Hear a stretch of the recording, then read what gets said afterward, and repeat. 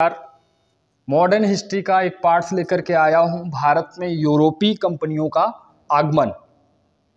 तो भारत में जैसे यूरोपीय कंपनियों का आगमन होता है, इससे पहले यहाँ पर सल्तनत काल की बात चलती थी।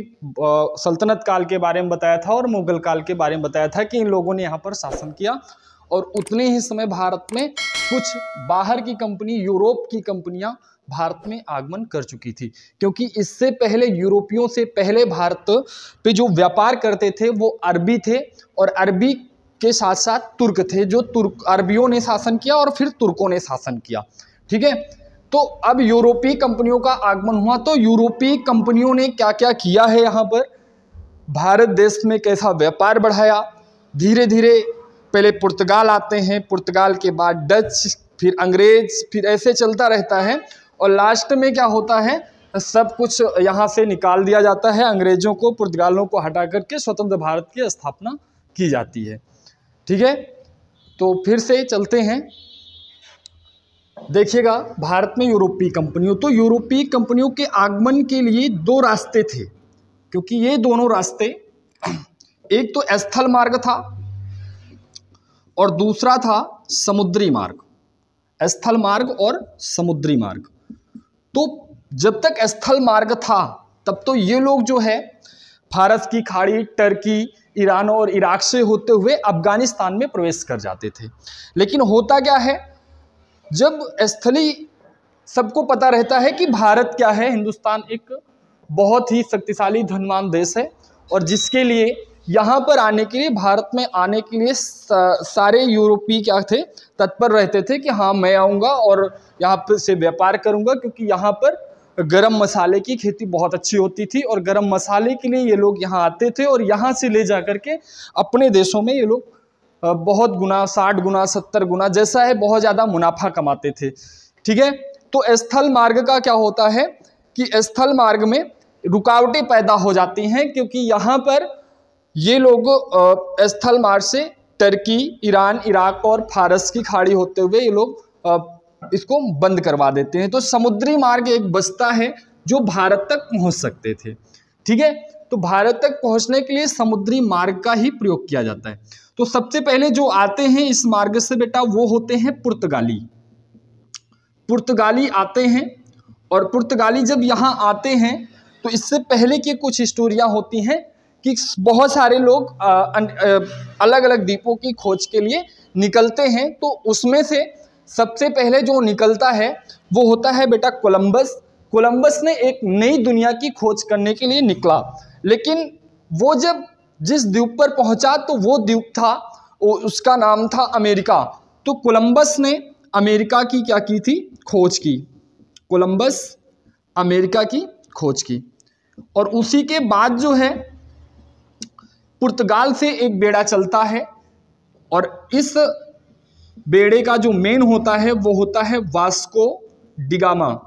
वास्को डिगामा भारत के लिए निकलता है, और बेटा ये 1498 ईस्वी में, 1498 ईस्वी में कालीकट भारत में क्या करता है, प्रवेश करता है। और जब भारत में ये 1498 में प्रवेश करता है तो वो बंदरगाह होता है कालीकट बंदरगाह।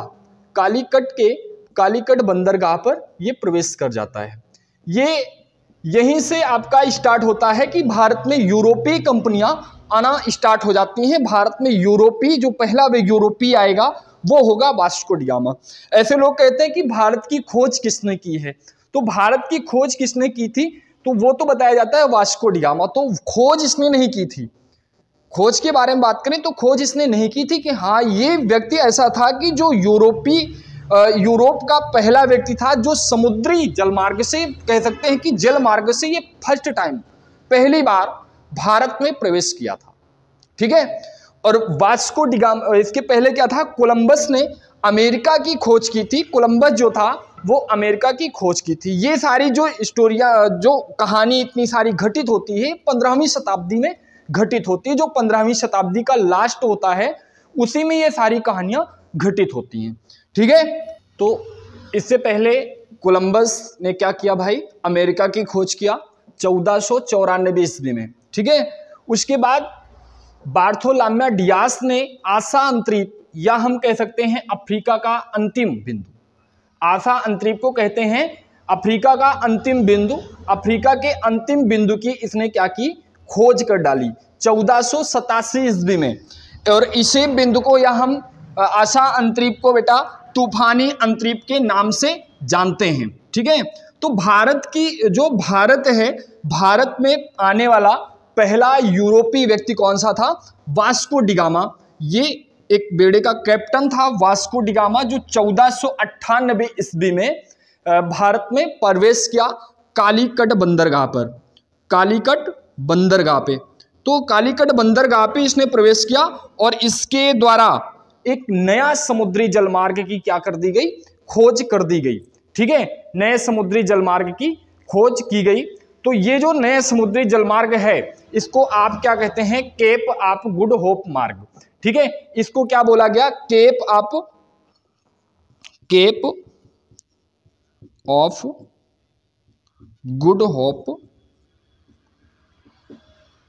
मार्ग के नाम से जाना गया। ये जो समुद्री यूरोपीय समुद्री जलमार्ग, एक नए जलमार्ग की जो खोज हुई वो केप ऑफ गुड होप मार्ग के नाम से जाना गया। ठीक है, इसके बाद वास्को डिगामा भारत में जब आया तो जिस द्वीप पर ये उतरा, ठीक है, जहां पर जिस बंदरगाह पे उतरा तो वहां पर मसाले की खेती होती थी, क्योंकि इसका एक मकसद था कि हमें भारत के साथ यहाँ पे आकर के भारत के बारे में जानकारी लेना है कि यहाँ पर कौन सी वस्तु, क्योंकि इससे पहले अरबी यहाँ पर व्यापार कर चुके थे और अरबी यहाँ से व्यापार अपना सामान लेकर के व्यापार करते थे, क्योंकि ये स्थल मार्ग से भारत का जो स्थल मार्ग था, ठीक है, स्थल मार्ग था टर्की, फारस और इससे जो है होते हुए ईरान, इराक, इराक के बाद अफगानिस्तान और अफगानिस्तान से भारत में प्रवेश कर जाते थे स्थल मार्ग से।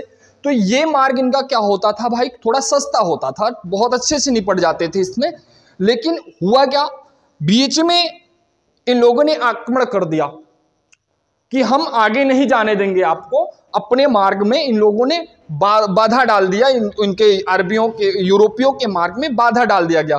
तो जब बाधा डाल दिया गया तो इनको कुछ ना कुछ तो मार्ग निकालना ही पड़ेगा।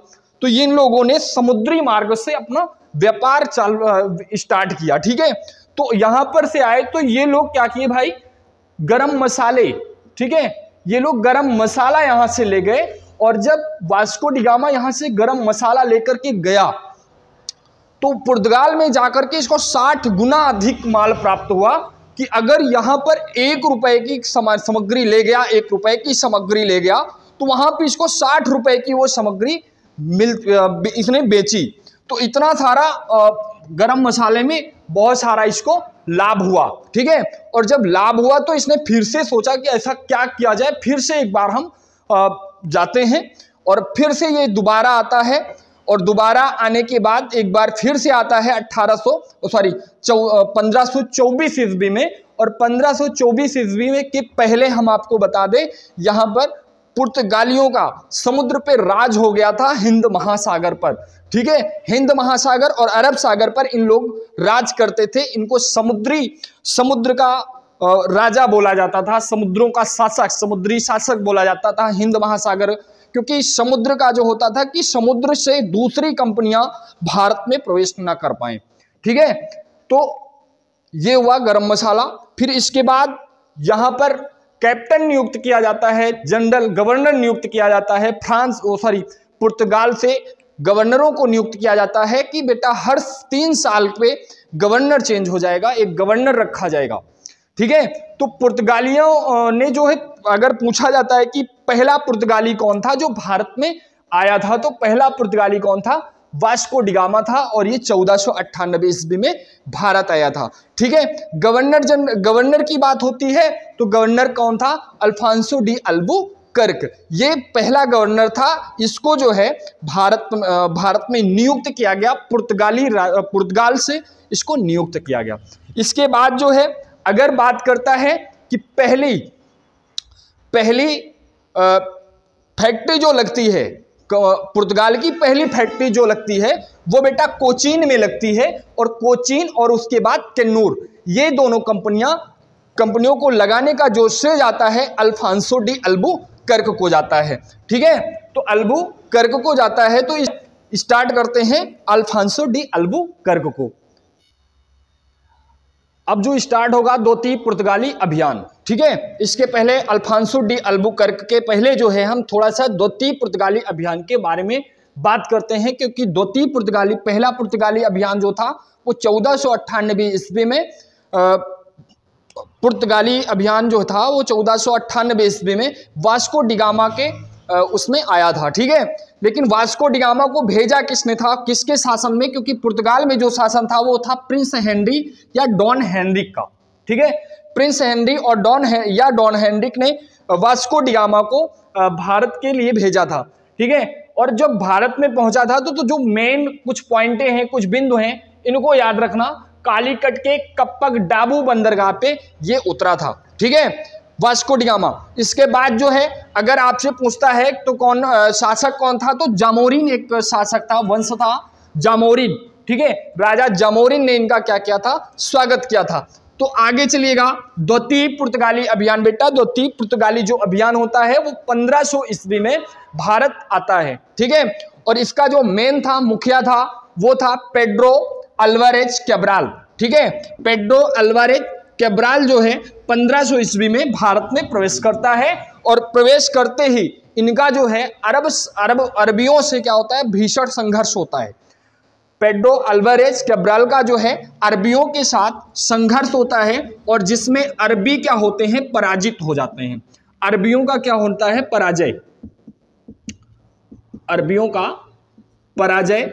और अरबियों को भारत से क्या किया जाता है, जो व्यापारी होते हैं, अरबी व्यापारी होते हैं, उनका सफाया कर दिया जाता है। और सफाया करने के बाद ये पेड्रो अल्वारेज जो कैब्राल होता है, ये कैन्नूर, ठीक है, कैन्नूर कोचीन के शासकों से मित्रता कर लेता है, कोचीन के शासकों से मित्रता करता है, जिसकी वजह से, क्योंकि इसका मेन मकसद था कि हमें भारत में क्या करना है, मसालों का व्यापार करना है। और धीरे धीरे जितनी प्रभुत्व है, भारत की प्रभुत्व मतलब व्यापारी सीमाएं हैं, उनको अपने कब्जे में लेना है, अपने कब्जे में लेकर के हमें अपना व्यापार करना है।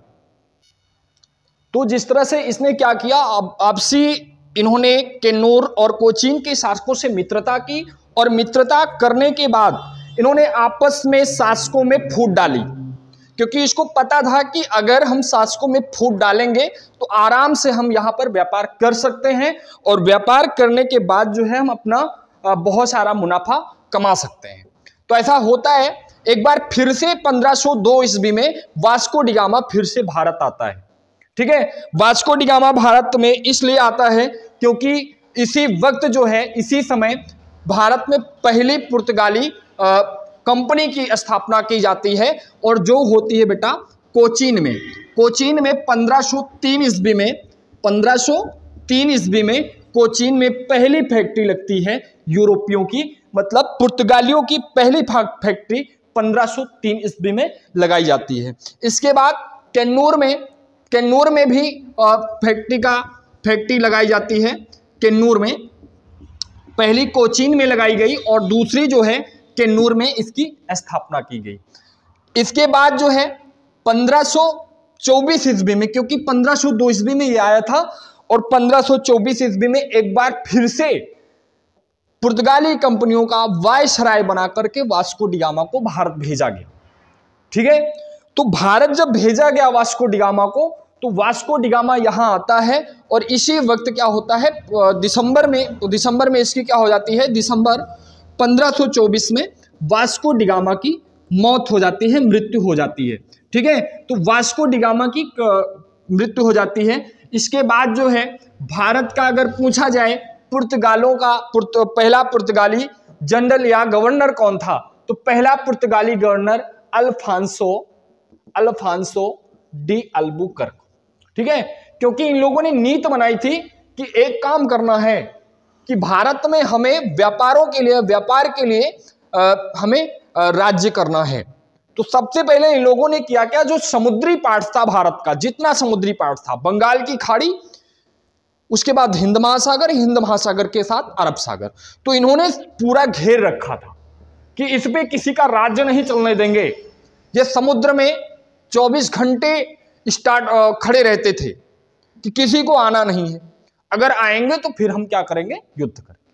और ऐसा ही होता है क्योंकि अल्फांसो डी अल्बुकर्क, फिर इसके बाद दूसरा गवर्नर, फिर दूसरा गवर्नर, मतलब सारे गवर्नरों के बारे में बताऊंगा।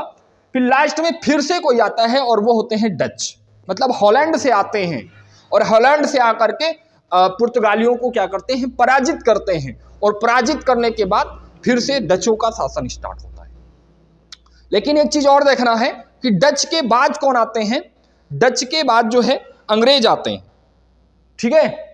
और अंग्रेजों की कंपनी जो ईस्ट इंडिया कंपनी, वो इससे पहले खुल चुकी थी। Dutch India east India company से पहले आपकी जो है ये कंपनी ईस्ट इंडिया कंपनी क्या हुई थी, यहां पर खुल गई थी, ठीक है। तो चलिए ठीक है, अल्फांसो डी अल्बुकर्क के बारे में पढ़ते हैं। अल्फांसो डी अल्बुकर्क पहला पुर्तगाली, प्रथम पुर्तगाली गवर्नर है, ठीक है।